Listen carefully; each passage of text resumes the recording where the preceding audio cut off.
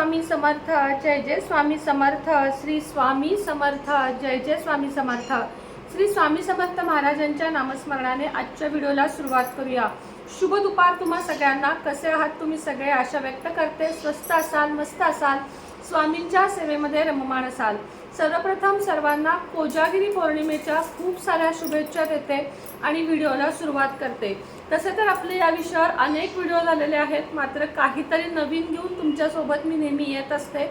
मुलांविषयी आता आमच्याकडे जी लोक पत्रिका बघायला येतात ते सुद्धा खरं सांगते, आई वडील इतके भोळे असतात की स्वतःबद्दल विचारत नाहीत, तर आपल्या मुलांसाठी माझा मुलगा काय होईल, माझी मुलगी काय होईल, किंवा माझ्या मुलाचं भविष्य काय आहे, माझा मुलगा त्रास देतो, मुलगी त्रास देते, मुलगा एका मुलीबरोबर आहे किंवा आम्ही त्याला त्यातून कसं सोडवू, मुलाला व्यसन आहे ते व्यसन कसं सोडवू, खूप जिद्दीपणा करतो, उलटं बोलतो, असे अनेक तक्रारी घेऊन आपल्याकडे लोक येतात आणि मला कमेंट्स ईमेल्स सुद्धा भरपूर येतात या विषयावर। आणि वारंवार मी या विषयावर व्हिडिओ करत असते का तर कुठला तरी उपाय तुमच्या कामी यावेत। आणि आजचे उपाय अगदी म्हणजे अगदी तुमच्या मुलांवर 100% मुलगा मुलगी लहान मोठे लग्न झालेले कोणत्याही मुलामुलींवर चांगले फरक पाडणार आहेत। असेच उपायाचे मी सांगणार आहे। त्याआधी थोडीशी माहिती ऐका आणि मग तुम्हाला मी उपाय सांगणार आहे। माहिती थोडी ती ऐकाच, ती महत्त्वाची आहे। व्हिडिओ स्किप न करता ऐका जेणेकरून तुम्हाला संपूर्ण माहिती मिळेल। चला व्हिडिओला सुरुवात करूया। सगळ्यात आधी म्हणजे की मुलांचं मन हे सगळ्यात जास्त नाजूक असतं। भले ती मुलं लहान असो, एकदा का मुलांचं लग्न झालं की मुलं थोडी मॅच्युअर होतात। जोपर्यंत मुलांचं लग्न होत नाही, भले ती 23-24 वर्षाची असू दे, ती आपल्यासाठी मुलंच असतात। लग्न झाल्यानंतर त्यांच्यावर जबाबदारी येते, तरीही आपल्याला त्यांच्यासाठी काही ना काही करत राहावं लागतं। म्हणजे आईवडिलांची जबाबदारी ती मुलांसाठीची कधीच संपत नाही, कधीच आपण त्यातून मोकळं होत नाही। दुसरी गोष्ट, आत्ताचं जे हे 2023 वर्ष आहे ते मुलांसाठी थोडंसं खराबच आहे। मुलं त्रास देणारच आहेत, त्यांची वर्ष वाया जाणार आहेत, असंच हे वर्ष आहे। त्यामुळे जास्त काळजी करू नका, थोडा गॅप पडण्याची शक्यता आहे। 2024 मात्र मुलांसाठी उत्तम राहणार आहे। तुम्ही स्वतः कसे वागता हे बघून तुम्ही मुलांकडनं अपेक्षा करा। खरं आहे हे, अगदी प्रत्येक घरोघरी मातीच्या चुली। तुम्ही भांडता आणि मुलांना सांगता भांडू नका, हे शक्य नाही आहे। आपल्या घरात शांतताच नसेल तर त्या मुलांना शांतता कुठून मिळणार आहे? मुलं कष्टात संकटात असतील तर तुम्हाला मी सांगते, मुलं त्रास देत असतील तर यशोदा मैयाला कृष्णानं सुद्धा त्रास दिला होता। जर देव त्रास देतो तर आपली मुलं काय आहे, थोडाफार त्रास असेल तर सहन करा, विनाकारण त्यांच्या मागे लागू नका। मात्र काही मोठे त्रास असतील जे टोकाला पोचले असतील त्यासाठी उपाय नक्की करा। सगळ्यात आधी मुलांवर जबाबदारी टाका। एक जबाबदारी, जसं जसं मुलांचं वय वाढेल घरातल्या कामांची, बाहेरच्या कामांची, त्यांच्यावर थोडी जबाबदारी टाका। त्यांना जबाबदारी काय असते हे लहानपणापासून कळालं तर मोठेपणी ते एक जिम्मेदार नागरिक बनतील। त्याचप्रमाणे स्वतःला थोडे बदला आणि मग मुलांना बदलवण्याचा प्रयत्न करा। इज्जत ज्याला आपण म्हणतो, एकमेकाला इज्जत देणे हे मुलांना शिकवा। बोलण्याची पद्धत शिकवा आणि धार्मिकता म्हणजे मुलांना देवधर्म करण्याची सुद्धा शिकवण ही लहानपणापासूनच द्या। रोज घरातले आई वडील, आजी आजोबा यांना मुलांनी नमस्कार केलाच पाहिजे, हे तुम्ही लक्षात घ्या। सकाळी अगर संध्याकाळी जेव्हा वेळ मिळेल तेव्हा मुलांनी आई वडिलांना आणि घरातल्या ज्येष्ठ लोकांना नमस्कार करावा। आणि हाय हॅलो करण्यापेक्षा जय श्रीराम किंवा श्री स्वामी समर्थ अशा प्रकारे गुड मॉर्निंग गुड नाईट म्हणण्यापेक्षा श्री स्वामी समर्थ, राम राम, जय श्रीराम असे शब्द जास्तीत जास्त मुलांसमोर वापरावेत। कोविड नंतर मुलांना शाळेचा कॉलेजचा कंटाळा येत आहे, त्यांना ऑनलाईनची सवय लागत आहे। त्यामुळे त्यांना प्रथम हे शिकवा की तू कॉलेज आणि शाळेमध्ये जाशील तरच तू उत्तम शिकू शकशील। तो काळ आता निघून गेलेला आहे। आत्ताच्या काळामध्ये तुम्हाला तिथं जाऊन शिकणं अत्यंत जास्त महत्त्वाचं आहे। मुलांना हनुमान चालीसा रोजच्या रोज वाचायला सांगा, शिवचालीसा वाचायला सांगा। मुलांना मधून त्यांच्या अंघोळीच्या पाण्यामध्ये गंगाजल घालत जा, म्हणजे मुलांचं मन शांत राहील। सूर्याला जल मुलांना रोजच्या रोज घालायला सांगा। तुळशीला पाणी मुलांना मुलींना दररोज घालायला सांगा। त्याचप्रमाणे काळे कपडे आणि निळे कपडे मुलांना जास्त आवडतात, पण ते घालण्यापासून मुलांना वाचवा। त्यातून त्यांच्यामध्ये अत्यंत प्रमाणात निगेटिव्ह ऊर्जा येते आणि त्यामुळे मुले त्रास देऊ लागतात. त्यामुळे काळा आणि निळ्या रंगाचा वापर प्रत्येकानंच कमीत कमी करा, हे मी तुम्हाला सांगते. केस जास्त वाढून देऊ नका. मुलींचे नाही सांगत मी, मुलांचे केस हे मर्यादितच वाढलेले असावेत. त्याचप्रमाणे बाथरूममध्ये म्हणजे जास्त वेळ जी मुलं टॉयलेट आणि बाथरूममध्ये राहतात त्यांना राहू ग्रहाचा खूप त्रास होतो. त्यामुळे हेही त्यांना सांगा की बाथरूम आणि टॉयलेटमध्ये कमीत कमी वेळ थांबत जावा. नातेवाईकांशी बोलायला शिकवा. नातेवाईक आले की मुलं आपापल्या म्हणजे प्रत्येक घरात मुलं आपापल्या रूममध्ये निघून जातात. त्यांना संवाद शिकवा, त्यांच्याशी बोलायला शिकवा, तरच मुले पुढे जाऊन एक चांगला नागरिक बनतील. त्याचप्रमाणे सर्वांना नमस्कार, आलेल्या पाहुण्यांना नमस्कार, सर्वांसोबत जेवण करायला शिकवा. दररोज कुटुंबानं दिवसातून एकदा एकत्र जेवण करून दिवसभरात काय घडलं ह्याच्या गप्पा जरूर मारा. मुलांना, मोठ्या मुलांना 17-18 वर्षाच्या पुढच्या मुलांना खरेदी करायला पाठवा. एकटं गावाला पाठवा. एकटं त्यांना कुठल्या तरी एखाद्या ठिकाणी देवाला, जसं की तू आज या देवाला जाऊन ये, इकडे जाऊन ये, अशी परवानगी द्या. त्यांच्यामध्ये धाडस निर्माण करा. त्यांना पैसे मोजायला, पैसे वापरायला, ATM कार्ड वापरायला, ऑनलाईन पेमेंट करायला, हे सगळं सुरुवातीपासूनच शिकवा. त्यांच्या हातामध्ये पैसा अगदी थोडक्यात द्या, जेणेकरून त्याचा अपव्यय मुलांनी करू नये. मुलांसमोर कोणाचीही निंदा करू नका. त्यातून मुलं तेच शिकतात.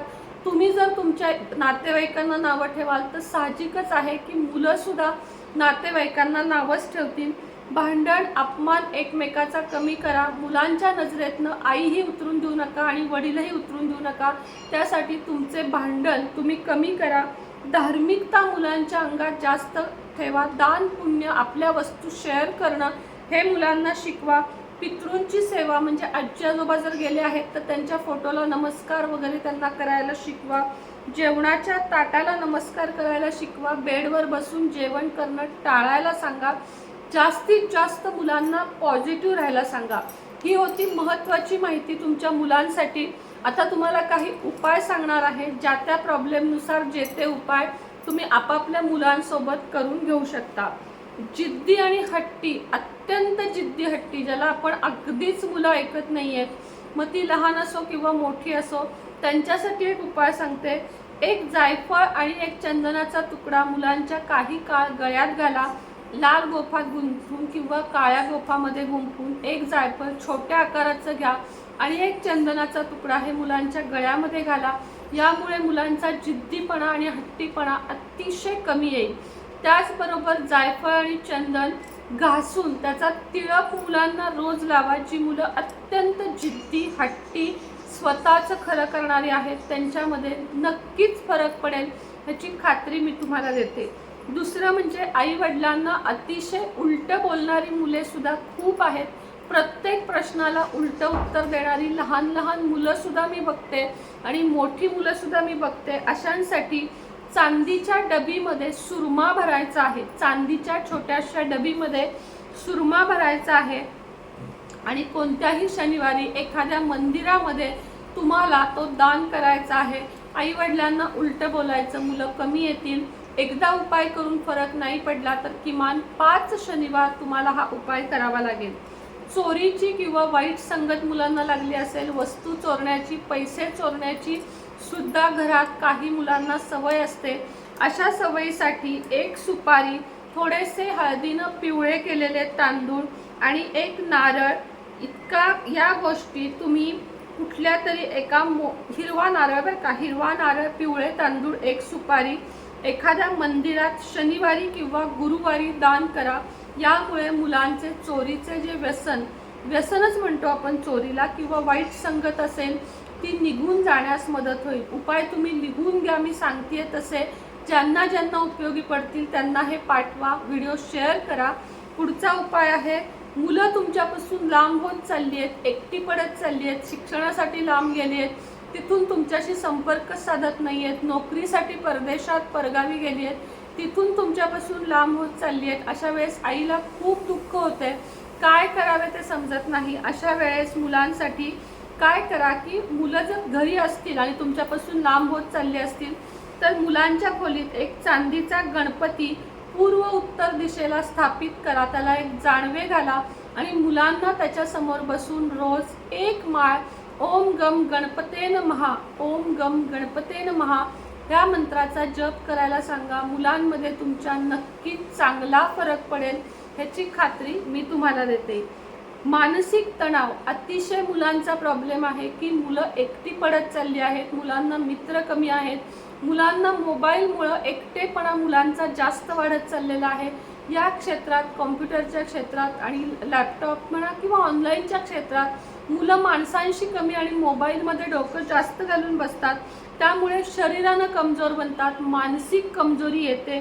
अशा वेळेस जी मुलं शारीरिक कमजोरीनं पीडित असतील, दुबळे असतील किंवा म्हणतो ना आपण कृश असतील, त्यांना कृश म्हणजे काय, वाळके, शरीरानं दुबळे, अश्वगंधा आणि खडीसाखर त्या मुलांना रोजच्या रोज खायला द्या. शारीरिक बळ पण वाढेल आणि त्यांचे मानसिक बळ सुद्धा वाढेल आणि त्यांचा तणाव जास्तीत जास्त दूर होण्यास मदत होईल.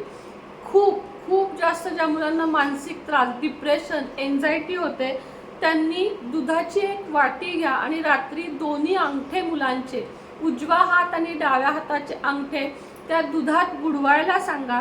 5 मिनिटं तसेच थांबा आणि मग ते दूध एखाद्या झाडाला घाला. रात्री मुलांनी हात धुवायचे नाही, तसंच झोपायचं आणि सकाळी ते हात धुवायचे. बघा, मुलांची एन्झायटी आणि मानसिक तणाव आपोआप कमी होईल आणि मानसिक स्थितीमध्ये बदल होईल. पुढचा अत्यंत उपयोगाचा टॉपिक, मूल आळशी असणे. अत्यंत आळशी मुलं असतात जी दुपारपर्यंत झोप काढतात, त्यानंतर दुपारनंतर आंघोळ करतात. अशी अनेक अडचणी आईवडिलांच्या असतात की माझं मूल आळशी होत चाललं आहे, कॉलेज बुडवत आहे, काहीच घरातलं तर करत नाही, स्वतःचंही करत नाही. अशांसाठी 12 बदाम, अख्खे 12 चांगले बदाम एका छोट्या स्टीलच्या किंवा प्लॅस्टिकच्या डबीमध्ये घाला, काळ्या कापडामध्ये गुंडाळा आणि ते दान करा. कुणी दान घेत नसेल तर पिंपळाच्या झाडाखाली ठेवून या. यामुळे तुमच्या मुलांचे कामात लक्ष लागेल आणि त्यांचा आळस दूर होण्यास मदत होईल. राग, अतिशय राग, अतिराग आणि भीक माग असं म्हणतात. अतिराग जर तुमची मुले करत असतील तर त्यांच्या खोलीमध्ये बरोबर त्यांच्या डोक्यावर येईल असा चांदीचा चंद्र लटकवा. त्यांचा राग कमी होईल आणि खूप जास्त प्रमाणात त्यांना फरक पडेल. चांदीचा चंद्र म्हणजे चांदीचा चंद्र जेव्हा तुम्ही करून आणाल तेव्हा तो आधी उन्हात ठेवा, गंगाजलाने धुवा, त्याला धूपदीप दाखवा आणि मग मुलांच्या डोक्यावर येईल असा अडकवा. मुलं अभ्यास करतात तिथं अडकवलात तरी चालेल किंवा मुलं झोपतात तिथं त्यांच्या डोक्यावर अडकवलात तरीही चालेल. मुलांचा राग थोडा थोडा करत शांत होण्यास मदत होईल. खूप महत्त्वाचा व्हिडिओ आहे, जितका शेअर करता येईल तितका शेअर करा, कारण मुलं हेच पुढचं भारतीय नागरिकत्व म्हणजे एक चांगलं माणूस आपल्याला मुलांना बनवायचं आहे. भले मुलं कमी शिकू दे, पण मुलांना चांगलं व्यक्तिमत्व देणं आपलं आईवडिलांचंच काम आहे. त्यामुळे व्हिडिओ जास्तीत जास्त जणांपर्यंत शेअर करा. व्हिडिओ आवडला असेल तर लाईक करा, चॅनलला सबस्क्राईब करा. पुन्हा भेटेन नवीन व्हिडिओसोबत, नवीन विषयासोबत. तोपर्यंत स्वामींचरणी हीच प्रार्थना करते की प्रत्येक मूल माझ्या व्ह्यूवर्सचं चांगलं बनू दे, चांगला नागरिक बनू दे. श्री स्वामी समर्थ.